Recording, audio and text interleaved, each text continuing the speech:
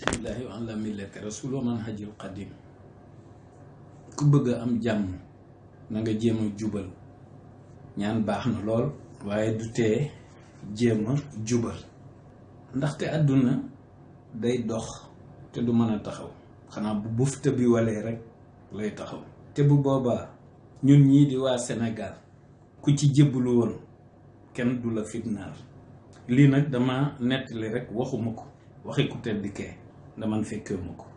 réewum ku tedd ki faaw mu soppiku, ku yebbu gëm ku yebbu weddi nan takku. nee nañ ma mag yi faaw dalay sacrifier waaye loolu ay ree dama ciy jàpp. waaw nee nañ ma mag yi faaw dalay sacrifier waaye xol bee ko jàpp du tax ma tàyyi. du ma tàyyi nag da bokkut ak du ma bàyyi. booy jàpp na yàlla tax ak booy bàyyi.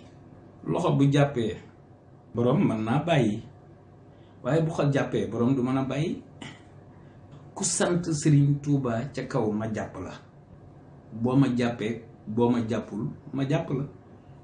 xoolal président Seck Idrissa turandoo mi yonent yàlla Idrissa ñu biral seen cant ma tudde leen ko. loolu ay wolof la.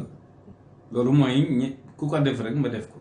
maanaam ñoom ci catégorie bi ñu bokk ak ni ñu birali jërëjëfe Serigne Touba ñoom ñaar ñooñu moo tax ma tudde leen samay doom. xam nga loolu leer na nañu ku nekk ak la la ñor. ñu biral seenu cant ma tudde leen ko. ma jëmmi nag Macky sama xarit la moo tax moom ki may naan Macky yow lay njëkk a sacrifier loolu moom fekk man ma fekk ma sacrifier sama bopp bu yàgg loolu moom sama kenn découragé soutien ba ma leen waxoon de continuer leen di ma soutenir rek.